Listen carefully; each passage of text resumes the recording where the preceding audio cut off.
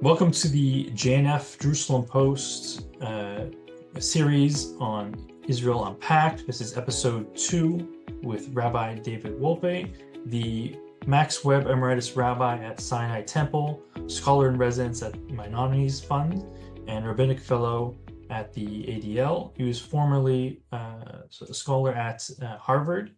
Is that correct? Scholar in residence at Harvard. He was on the antisemitism advisory task force and resigned over issues at the campus. In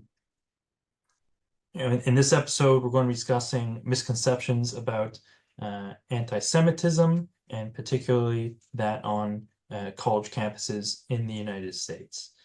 Rabbi, thank you very much for joining us. Pleasure. First, I'd like to ask you, as someone who was a scholar at Harvard, who was involved in an advisory capacity on the subject of anti-Semitism at the campus, what was your perception? What were your concerns about the atmosphere on Harvard regarding Jews? It's important to remember that most students were not involved in this. It's not as though the entire campus rose as one against the Jewish students. The vast majority of students just wanted to get their degrees and graduate and get jobs. But there was a significant core of students who were seriously agitating against Israel and against Jews. And the reaction of the administration was pretty thoroughly inadequate, partly because this was a new phenomenon for them. Protests had always been against the university, not against other groups of students, and they didn't know how to react. But I think also because, sad to say, there were a number of faculty who sympathized with the protesting students. And how would you assess the administration had addressed these issues? I think that, and this is, I can't read their minds, but my impression is that the basic attitude of the administration was, let's just try to manage it and it will blow over. And that was entirely wrong. In fact, what happened was that it grew greater and greater and greater as they saw that no restraints were placed upon them. And the idea, for example, that an encampment can take over Harvard Yard for weeks, such that Jewish students were made extremely uncomfortable crossing the main thoroughfare of campus, that for which Harvard is known. And every tourist would come in and see these kids at encampments, did Harvard, I think, tremendous credibility in terms of its damage, in terms of its reputation. And also the kinds of things that the students were chanting, like globalize the Intifada, which is another way of saying, spread the killing.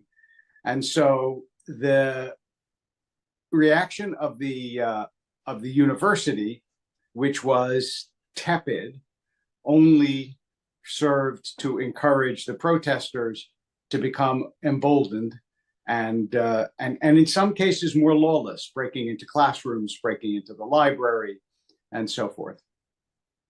So proponents of the encampments or of the protests and in general will often say that, oh, these are peaceful protests. These are protests that are not targeting Jews, that are not that disruptive, and should be allowed to continue as such.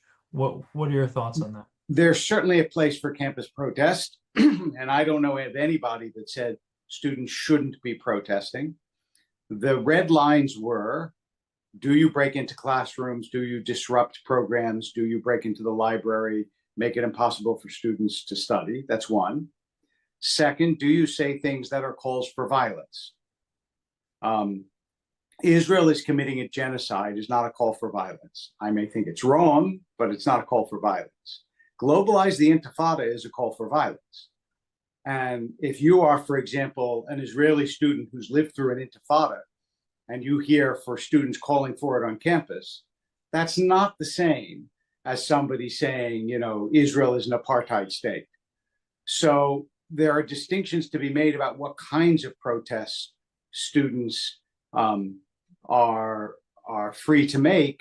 And I think that there were times when it was pretty clear that the students overstepped it. I would also take refuge in something that Danielle Allen, who is a brilliant African-American professor of government and very liberal on such issues, said in the Washington Post, which is, you can say white power on campus, but I would never send my kid to a school where people were yelling white power, because it creates a hostile atmosphere. And I think for Jews on campus and many of the elite campuses in America, there was a clearly hostile atmosphere, and it became very difficult then to focus on your studies. We touched on the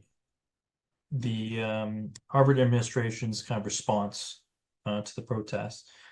As of late, we've seen mass protests kind of launch off of the back of disciplinary action by the Harvard schools against the students, expulsions, suspensions, and these were recently largely reversed, right, in recent decisions.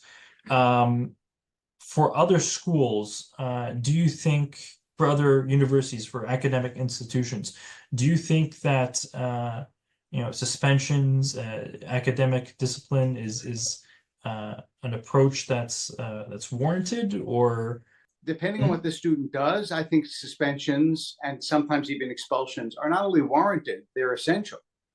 The way that you signal that this behavior is not appropriate is not by saying this behavior is not appropriate, but by taking actions that demonstrate that the school won't tolerate this kind of behavior.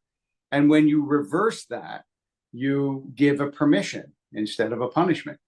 So I was dispirited, to say the least, that Harvard had made a good move and then decided, no, it was too much pressure. And I think that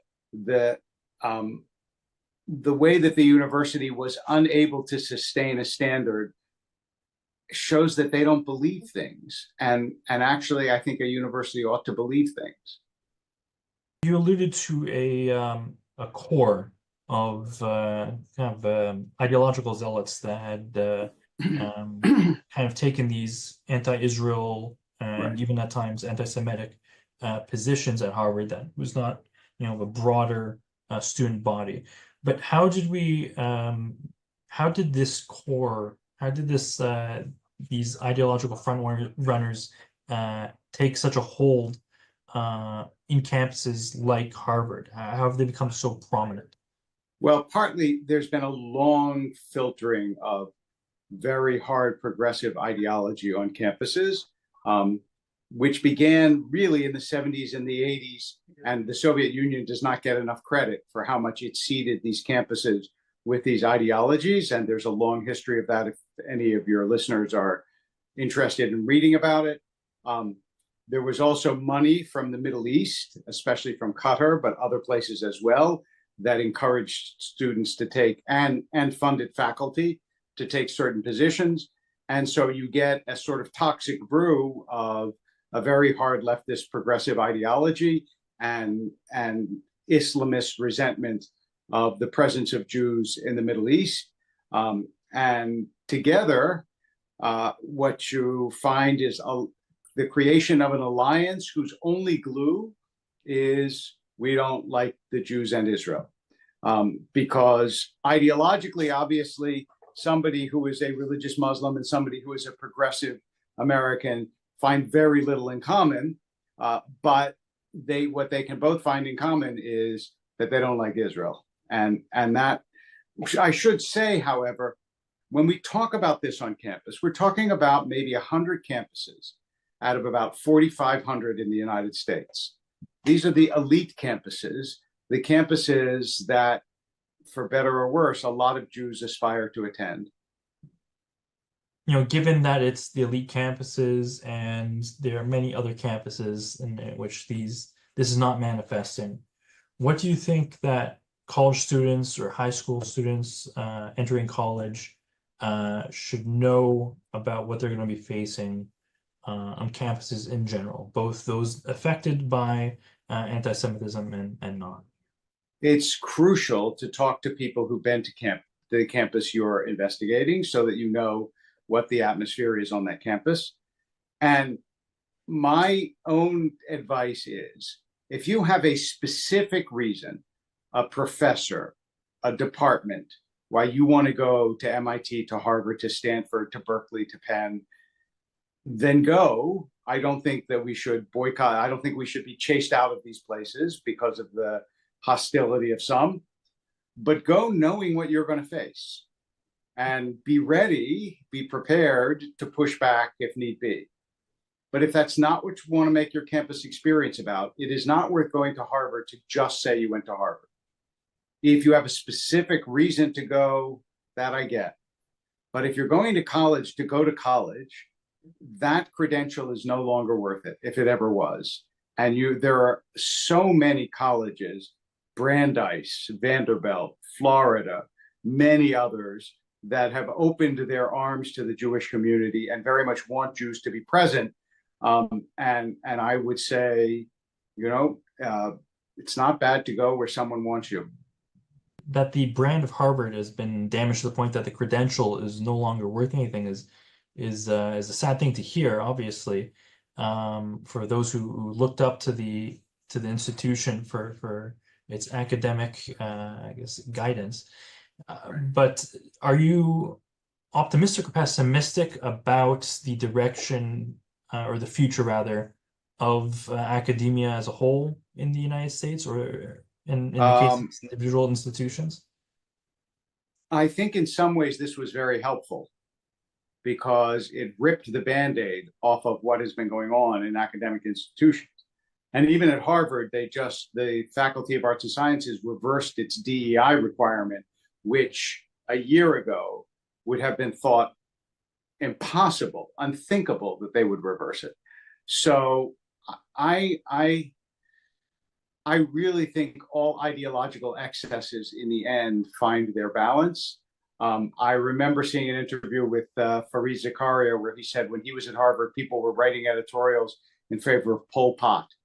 Now, Pol Pot was a communist, murderous dictator, killed millions of people. But those people who are writing editorials, guess what? They grew up, they ran hedge funds, they had families. They probably don't like to think of the editorials they were writing 50 years before. And my hope is that some of the ideological insanity that has seized some of our campuses will abate as people get older. So I like to be hopeful, but I don't like to be naive. I think we have to be vigilant, but not despairing. Do you think that there's anything else that is important for listeners to know about anti-Semitism on campus, or the anti-Israel movement on campus? Yes, there is something really important. And because this is for JNF in part, that I think that it's important to note that the Jewish community, the organized Jewish community, the Hillel, the Chabad, ADL, JNF, Stand With Us, all these organizations are doing a fantastic job in standing up for Jewish students, and do not hesitate to get in touch with them, to have them help you. The Brandeis Center has been fighting a tremendous fight in the courts, as have others, against this sort of discrimination. Don't think that there aren't forces, both Jewish and non-Jewish, and that's important to say. Jews have many, many allies in the non-Jewish community who want to see this stop. So take heart and help us fight. Well, thank you for your own work in fighting against this discrimination and anti-Semitism, and thank you for elucidating on this topic for our listeners. Thank you.